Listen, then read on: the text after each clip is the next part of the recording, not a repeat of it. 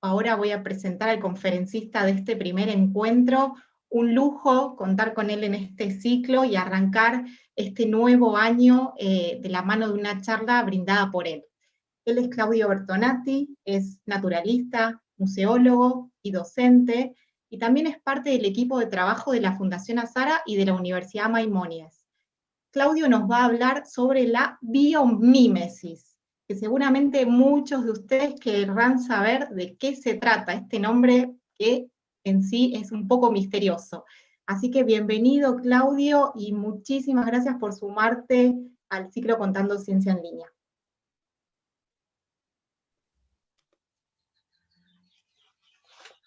Bueno, muchas gracias. Espero que me estén escuchando bien. Les agradezco a todos los que se han sumado a Contando Ciencia, porque este ciclo tiene sentido en la medida que sea útil, en la medida que podamos compartir lo que hemos aprendido. Y en el día de hoy quería compartir con todos ustedes una charla introductoria sobre una disciplina que no todo el mundo conoce en la Argentina. Se trata de la biomímesis.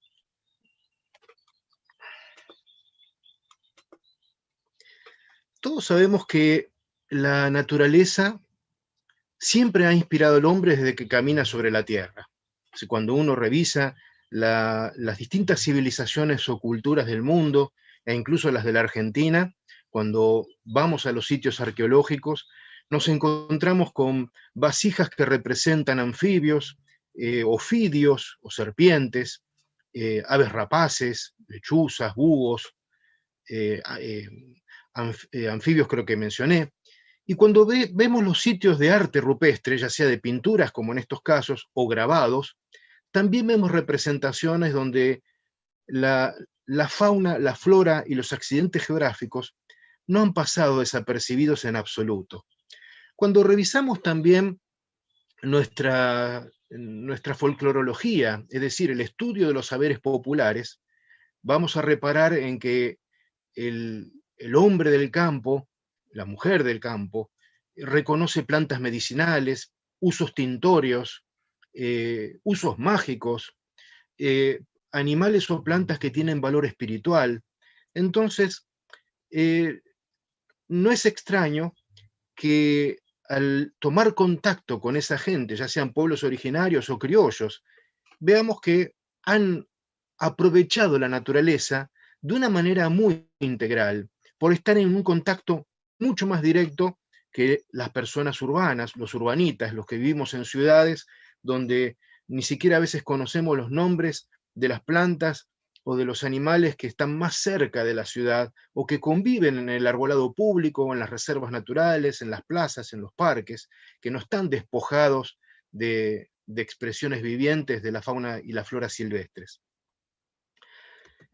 Entonces es acá donde vemos que esas relaciones se manifiestan de maneras diferentes. Muchas veces las culturas, sobre todo la cultura criolla y la cultura urbana, muchas veces a través del uso, de qué es lo que me puede dar la naturaleza. En general es como una simplificación de relaciones. Entonces, de todas las múltiples relaciones que nos puede brindar la naturaleza, nos relacionamos en general con lo que le podemos sacar. Entonces es acá donde aparecen otras posibilidades, ¿no? Puse una primera cita de Janine Benyus, que es una referente mundial, una pionera en materia de los estudios de la biomimética, ahora vamos a ver de qué se trata, pero que nos lleva a reflexionar acerca de cuántas veces tomamos o pedimos consejo a la naturaleza para tomar decisiones. Porque muchas veces nos creemos que solamente tenemos que ponernos a inventar, a pensar nosotros a solas, como si tuviéramos un genio interior, sin asumir que podemos aprender. Y ya en el siglo IV antes de Cristo, o sea, hace más de 2500 años, Aristóteles nos decía que nos daba como una advertencia. La naturaleza no hace nada porque sí. Todo tiene un sentido. Ese sentido se lo dio la evolución, la prueba y el error, la lucha por la supervivencia. Y otro genio, este sí fue un genio, ¿no? Decía que la perfección es una antigua aspiración humana o del hombre, y que el techo de esa perfección era la propia naturaleza, porque no había nada tan perfecto como ella. Y lo decía alguien que se dedicaba, entre otras cosas, a inventar.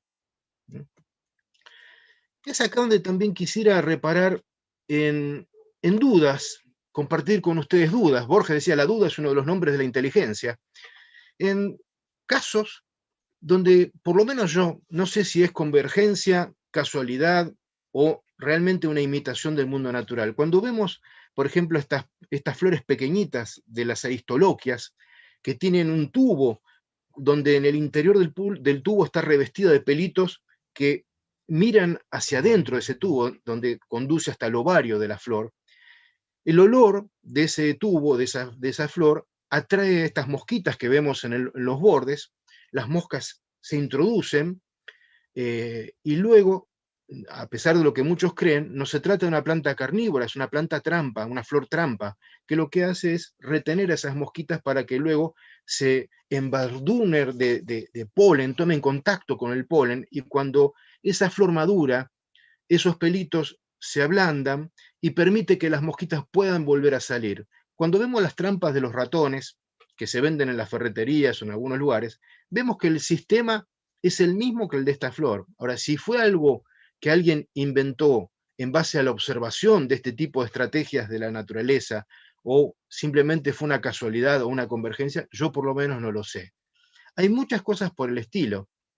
Por ejemplo, eh, el, todo el mundo sabe que hoy todo el mundo sabe que los murciélagos, los delfines y las ballenas se comunican a través de un sistema que llamamos ecolocalización, en el cual emiten una voz, y esa voz rebota en un objeto, y al rebotar esa vibración, ese sonido, perciben de qué se trata, dónde está, qué tamaño tiene. Bueno, hace más de un siglo, un ingeniero norteamericano, Hiram Maxim, publicó en la revista Scientific American, luego del naufragio del Titanic, que los murciélagos detectaban esos objetos de esta manera. Y él vaticinaba o decía qué bueno sería que los barcos puedan replicar este sistema para poder eh, evitar futuras tragedias. Sin embargo, el radar se inventa mucho después, lo inventa un francés, Paul Langevin, y es acá donde no sabemos bien si hubo convergencia de vuelta o hubo una inspiración en ese conocimiento acerca de los murciélagos. Aquel que le interesa a los murciélagos y el radar y conocer qué es lo que se está haciendo en la Argentina utilizando radares para ayudar a conservar murciélagos, los invito a que vean un documental muy breve, un corto de Timbó Films, Marcelo Viñas, de la Fundación Biodiversidad, está en YouTube, lo pueden buscar como Los murciélagos y el radar, y ahí van a tener un poco más de información. Otro caso curioso, cuando vemos a nuestro ave nacional, el arquitecto nacional de la Argentina, el hornero, Furnarius Rufus, vemos que conocemos todo su nido, su forma tan singular de construcción, donde todos los años la pareja construye un nido aunque el del año anterior esté intacto, ¿no? Y yo sospecho, tengo la presunción, que algún criollo avesado observó cómo se hacía esa estructura que soporta hasta 100 kilos de peso sin romperse, para hacer luego su propio rancho, sus propios fortines, sus propias casas. Si fue algo de observación, yo no lo sé, no lo he leído, no está documentado que yo sepa, pero tengo esa presunción, que algún observador de aves sin título fue el autor de todo esto. Ahora bien, esos son casos que pueden ser convergencia o simplemente no están documentados, pero sí existe ahora una disciplina transdisciplinaria, en realidad una disciplina una ciencia multidisciplinaria que convoca a distintos especialistas para tomar la naturaleza como una fuente de inspiración basada en su conocimiento, es decir, basado en el estudio, no sentarse a contemplar una laguna y ver si nos podemos inspirar gracias a la laguna, no se trata de eso, se trata de otra cosa, que es tratar de aprender cómo la naturaleza ha resuelto problemas, normalmente problemas de supervivencia, para que nosotros podamos incorporarlos, adaptarlos a nuestras necesidades y a la resolución de nuestros problemas. Esta es una charla, como dije, introductoria, ni siquiera aspira a ser una conferencia magistral, ni por casualidad, simplemente tratar de aquel que nunca escuchó nada sobre esto, interiorizarlo, generarle una motivación, interesarlo, provocarlo, y que en todo caso vaya a YouTube, vaya a Internet, descargue algunos artículos o libros, escuche conferencias en TED, hay varias y muy lindas sobre este mismo tema. Pero partamos de la base que la naturaleza, a través de sus distintos biomas y ecorregiones y ecosistemas, nos enseña algo muy, muy dogmático, si se quiere, que es toda su maquinaria produce, porque efectivamente la naturaleza es productiva, aquellos que consideren que un bosque, una selva, un desierto, un pastizal, una laguna, un río es improductivo, son tierras improductivas, realmente es analfabetismo ambiental. La naturaleza es productiva y gracias a lo que produce vivimos. Pero lo curioso es que toda esa producción está basada, se sostiene por la energía del sol. Y no es un uso cualquiera, es un uso eficiente, a diferencia del que solemos hacer en general nosotros, nuestra especie. Esos usos se hacen eficientes porque a lo largo de miles y millones de años ha adaptado formas y funciones estructurales, anatómicas de los seres vivos para poder llevar adelante un estilo de vida inteligente. Inteligente quiere decir que sabe resolver problemas, y entre esos problemas está no dejar residuos. Uno cuando visita un pastizal pampeano, un bosque, un desierto, se sumerge a un río o un mar, nunca va a encontrar que la naturaleza deja basura, porque se las ha ingeniado para reutilizar o aprovechar todo lo que hace como si fuera un sistema cerrado. Y otra cosa que nos enseña la naturaleza es que se premia el mutualismo, es decir, se premia y recompensa las asociaciones positivas, donde las dos partes o todas las partes se ven beneficiadas, algo que nuestra especie también debería aprender en el ABC del alfabetismo ambiental. Como les dije, hay unos cuantos libros, muchos de ellos en inglés, pero algunos traducidos al español. Hay muchísimos artículos que se pueden leer, muchos de ellos muy buenos. Recomiendo aquellos que están asociados con universidades, donde van a tener como una voz más calificada. Entonces quiero compartir ahora rápidamente un paneo de algunos de los usos directos que tienen que ver con la inspiración en esa naturaleza. Y acá quiero establecer una diferencia entre inspirarse en la naturaleza y usar la naturaleza. Por ejemplo, este casco que estamos viendo, un casco griego, ¿no? No está inspirado en la naturaleza, usa los colmillos de los jabalíes para, aprovechando la estructura rígida, para defender la cabeza de un guerrero. Pero esto no es un caso de biomímesis, no es un caso de imitación, es un caso de uso que es diferente. Digo esto para no confundir.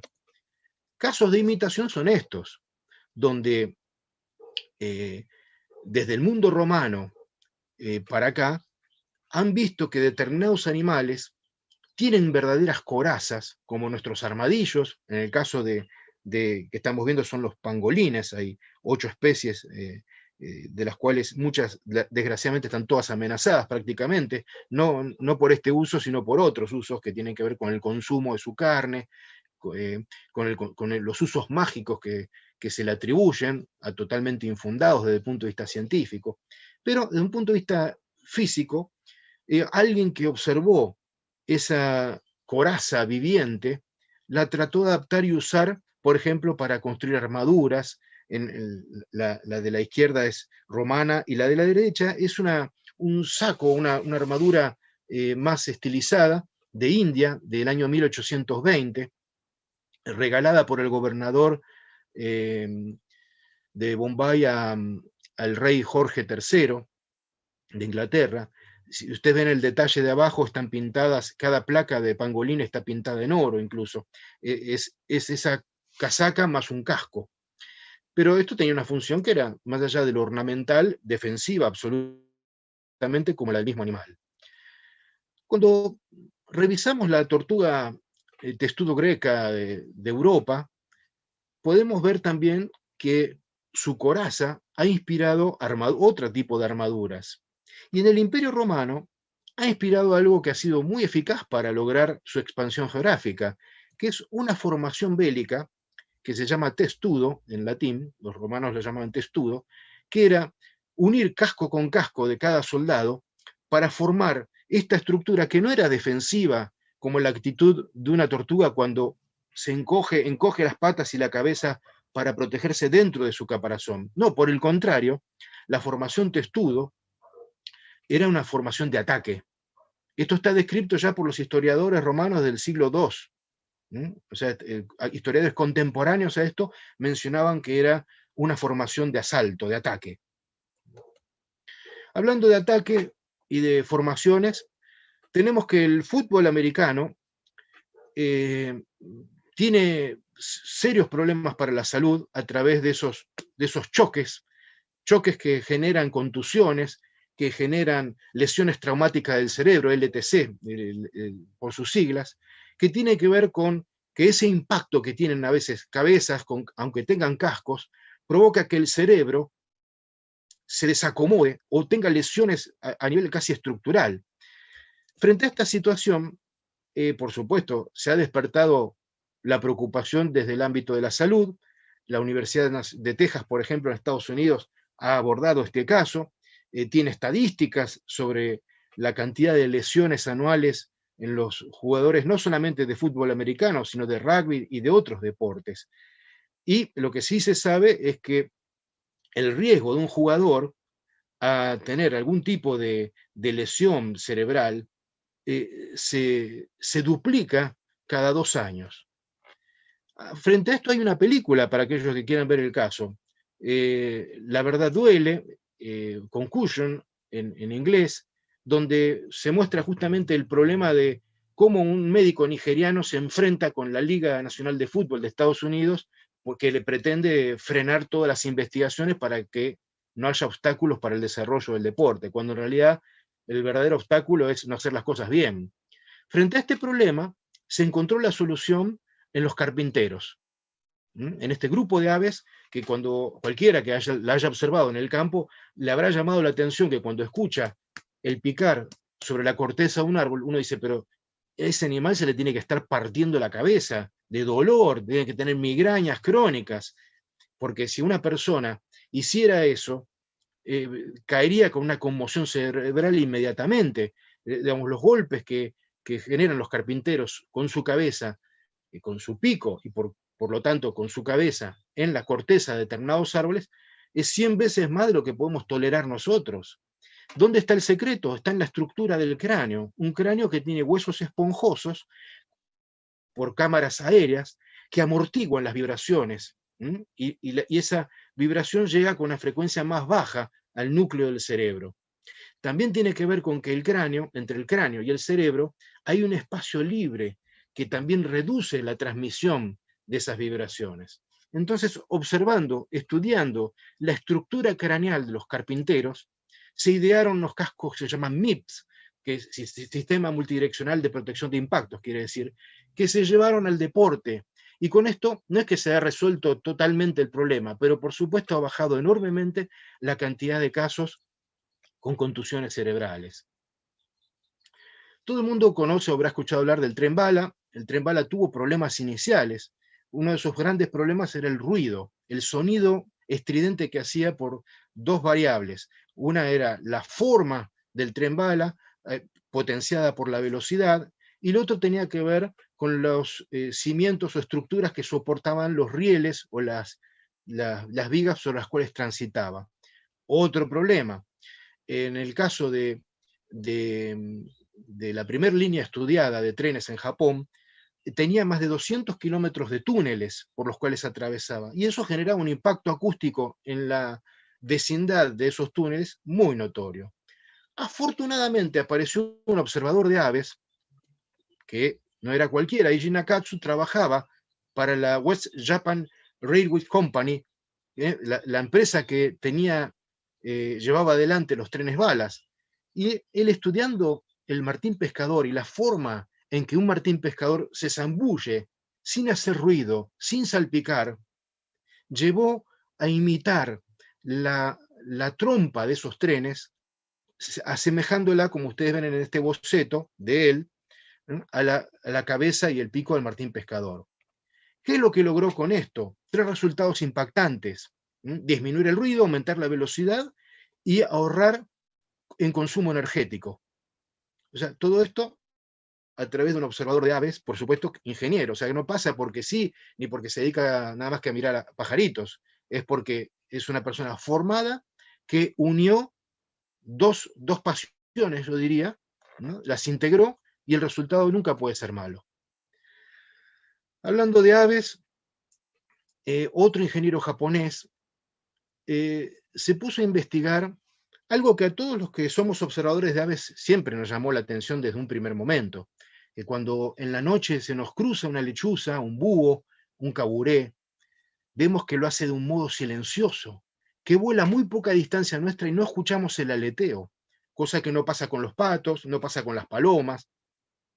Hay una lógica. Si hiciera ruido con el batir de sus alas, le costaría muchísimo más poder atrapar una presa, un ratón, un anfibio, un murciélago. El secreto está en la pluma de las alas. Las plumas de las aves nocturnas en general tienen los bordes como si fueran pequeños pelitos, unas estructuras muy pequeñas que lo que hacen es generan microturbulencias que amortiguan el sonido. Esto es lo que se está estudiando ahora para ver si es posible llevar este modelo de las plumas de las alas de las aves nocturnas como los búhos y las lechuzas a las alas de los aviones. Hablando de aviones, tenemos acá un bombardero, el Northrop Grumman, el B-2 Spirit, de Estados Unidos, que tomó su diseño aerodinámico basado en los accipítridos, un grupo de aves, y particularmente en el halcón peregrino. Lamentablemente esta inspiración se aplica para algo bélico y carísimo, como todo lo bélico. Cada avión cuesta cerca de $1.000 millones, que siempre uno podría plantearse por qué no se les habrá ocurrido plantear este tipo de aviones para usos de beneficencia, de Cruz Roja, de asistencia a la humanidad minusválida, pero bueno, lamentablemente tenemos todavía mucho que aprender del mutualismo de la naturaleza. Hay cerca de 40 especies en el hemisferio norte de ardillas voladoras. Esas ardillas voladoras son las que han inspirado esta forma novedosa de paracaidismo, que es el wingsuit, donde se planea como estas ardillas antes de abrir el paracaídas. Todo el mundo conoce los alambrados de púas y los alambrados que no tienen púas, pero al principio, por supuesto, surgieron los alambrados sin púas. Y esos alambrados costó mucho tiempo. En Estados Unidos es donde empezaron a fabricarse distintos modelos, algunos con elementos cortantes para que el ganado no pudiera pasar de un lugar a otro, hasta que un granjero de Luisiana, Joseph Glidden, en 1874, inspirado en los naranjos que se usaban como cercos vivos, como nosotros en la provincia de Buenos Aires se usaban los talares como cercos, líneas de talas, ¿no? Como cercos vivos. Él pensó, ideó este alambrado retorciéndolo, generando púas fijas que constituyeron una verdadera revolución para la agronomía, permitiendo separar campos de cultivo de campos ganaderos y permitiendo a la vez separar el ganado por clases de edades, por sexos, por manejo de distintas poblaciones. Así que, bueno, un ejemplo más de inspiración en la forma. La biomímesis no solamente copia formas, estamos viendo formas, también estructuras, mecanismos, funcionamientos. Entre las formas copiadas tenemos un caso bien emblemático, el más conocido probablemente de todos, que es el de los cardos alpinos, los de género Santium, que un investigador, Georges de Mestral, un ingeniero suizo, solía pasear su perro y cada vez que volvía de pasear, tediosamente tenía que sacarle los abrojos, ¿no? Generándole cierto fastidio, hasta que tal vez ese fastidio mismo lo llevó a analizar por qué tenían tanta adherencia, por qué costaba tanto trabajo sacar ese abrojo de ese pelaje. Y fue así como ideó lo que hoy llamamos el velcro, Velcro viene de velours y crochet, dos palabras francesas que quiere decir,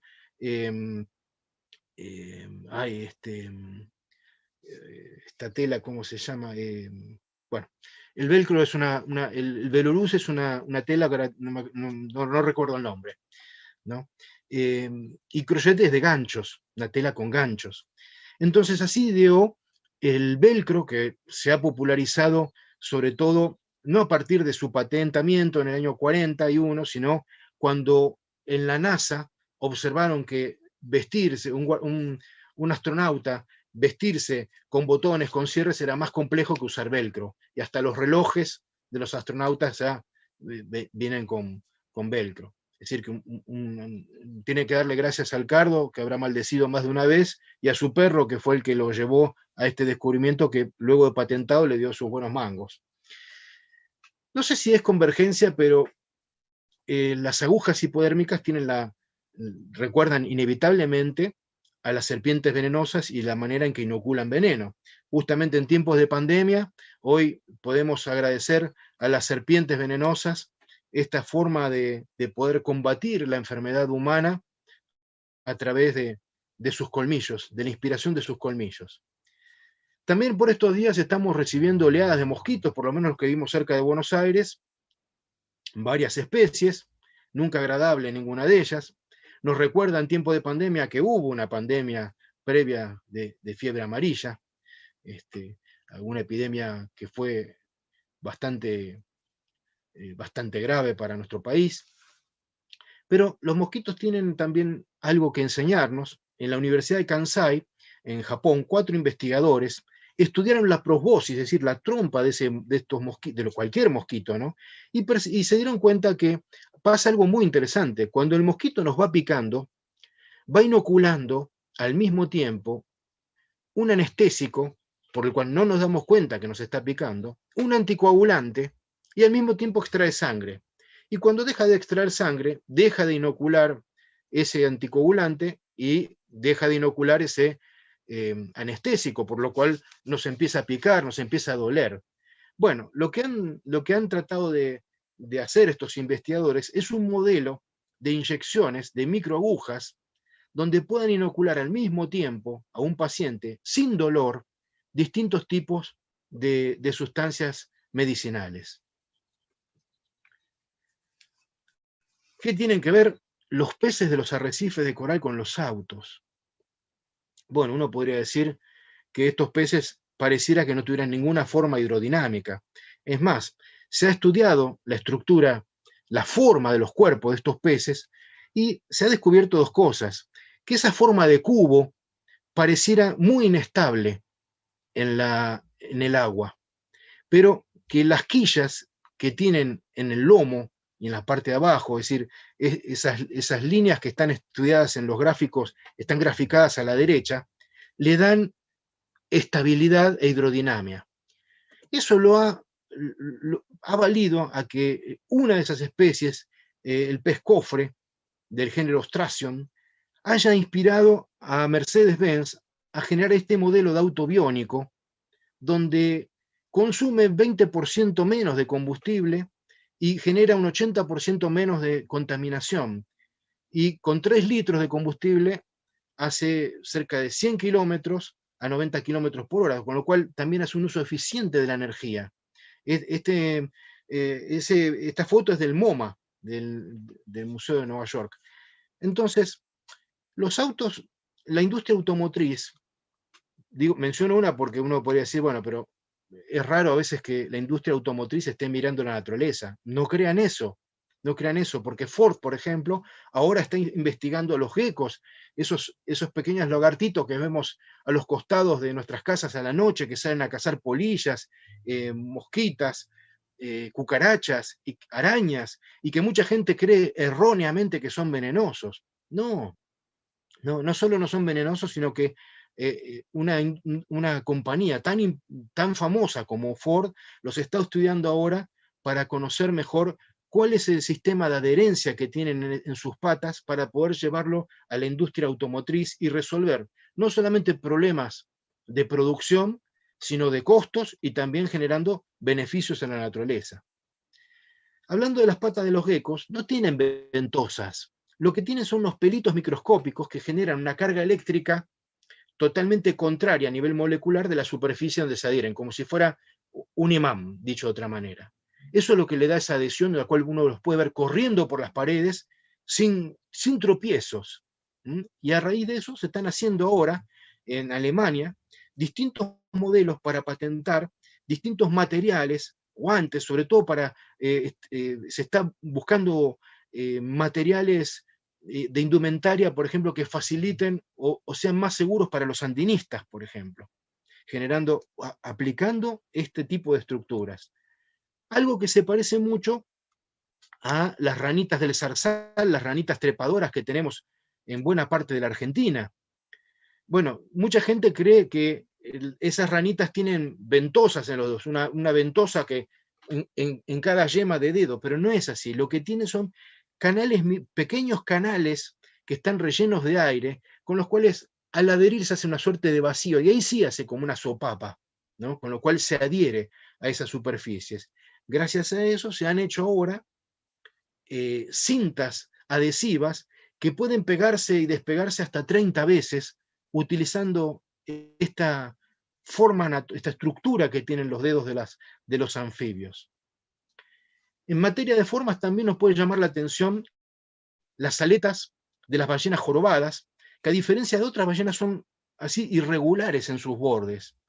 Bueno, la Academia Naval de Estados Unidos, a través de sus ingenieros como Mark Murray, idearon aspas para ya sea generadores eólicos o acuáticos para el mar, que repliquen el formato de esas aletas de ballenas jorobadas, o que han logrado algo espectacular: tener un mayor ángulo de ataque para capturar la fuerza del viento o la del mar, generar mejor mejor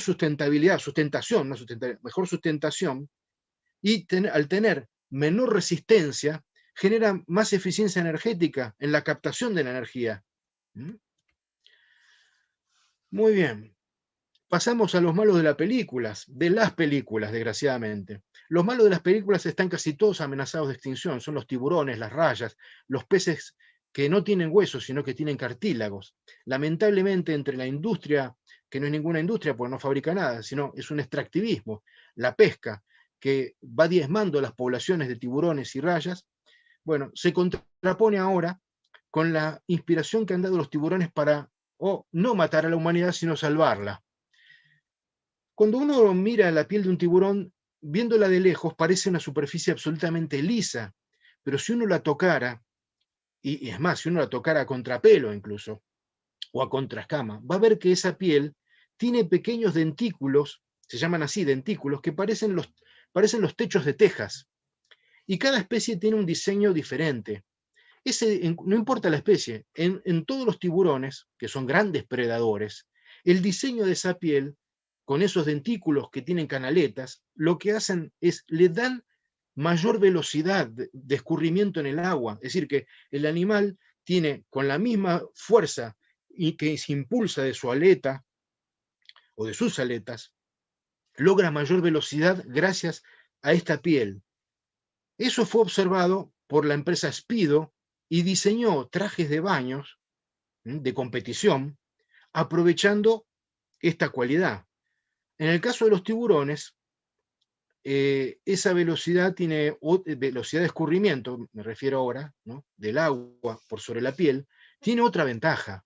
Un predador de esta magnitud no siempre sale ileso. Cuando va a atacar otro animal, es posible que el otro animal, defendiéndose, como un delfín, como un lobo marino, como una foca, le infringe alguna herida en su piel. Entonces, esa velocidad de escurrimiento hace que la herida sea más difícil de ser infectada.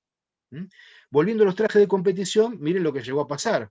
Se desató una polémica porque aquellos nadadores como Michael Phelps de Estados Unidos, se decía que tenían mayores ventajas competitivas al usar estos trajes. Así que tenemos que dar fe que la piel del tiburón es eficaz. No solo sirve para los trajes de baño, también ha inspirado a una empresa, Sharklet Technologies, a hacer material quirúrgico y guantes para evitar la adherencia de bacterias o partículas contaminantes que generan, como lo sabemos, una altísima tasa de mortalidad en los pacientes a través de las infecciones hospitalarias. Así que gracias a los tiburones.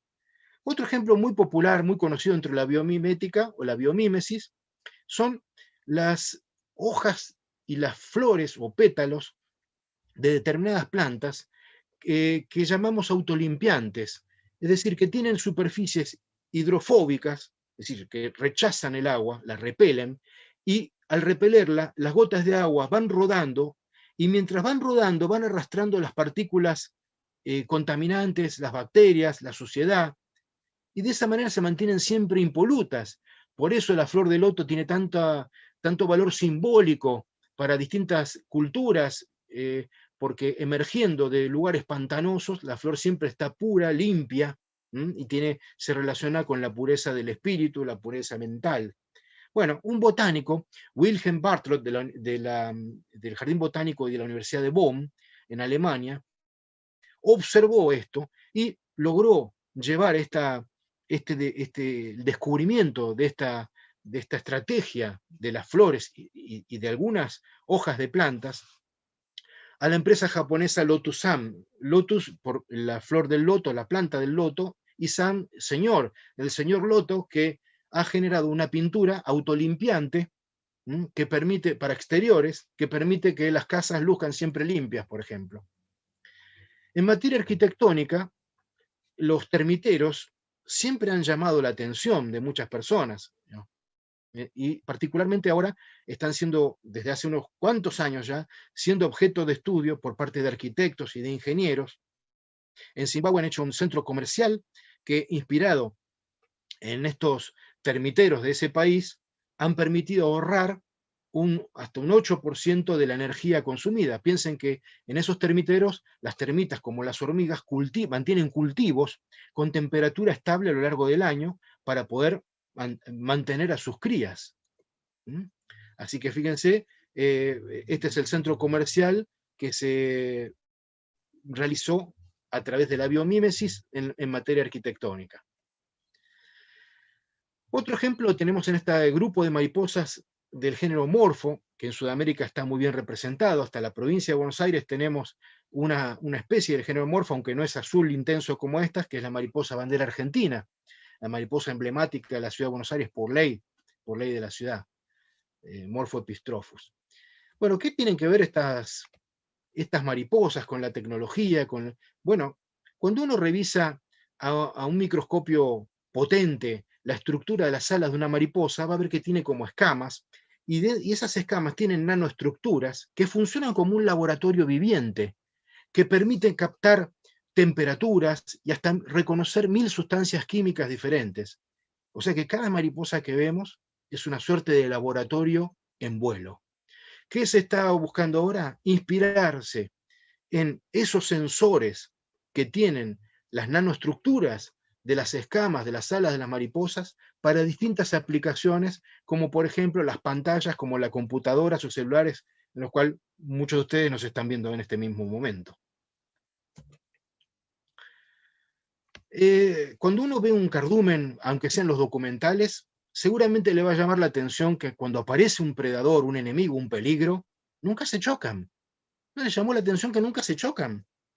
Si eso lo hiciéramos nosotros, un grupo de personas en un shopping, y alguien dice que hay un peligro de una bomba, sería un caos, la gente se tropezaría, se caería. En los peces no pasa eso.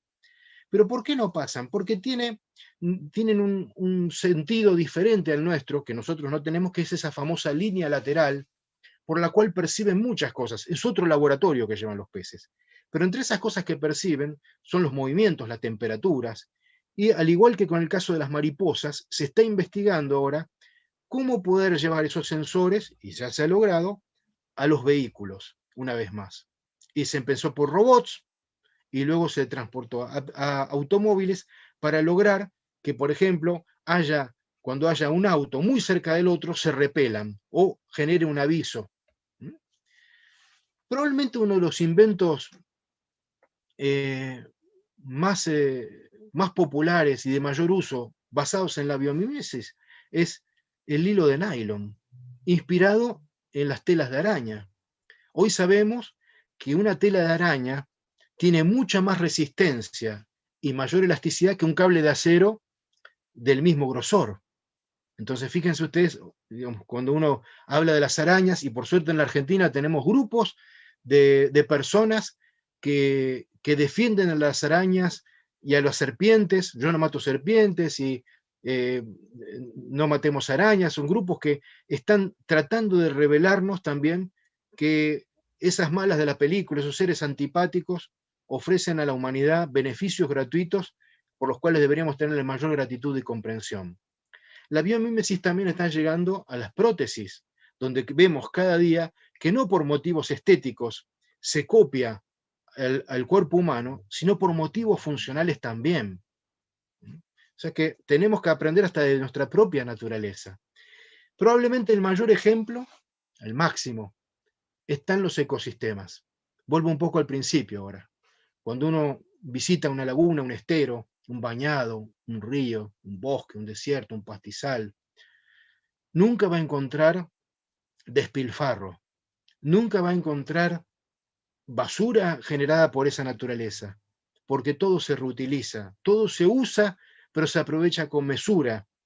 No existe la gula, no existe el desperdicio, no existe el desvelo por el consumo, por el tener y abarrotar recursos. Se usa lo que se necesita y lo que se devuelve es reutilizado. Entonces, probablemente una de las cosas que tenemos que aprender es cómo inspirarnos en este modelo de ecosistema en nuestras grandes ciudades, cómo poder lograr que una ciudad se autoabastezca y que en lugar de devolverle a la naturaleza residuos a una escala absolutamente abrumadora, sepa reutilizar, reaprovechar para que nos vaya mejor a todos.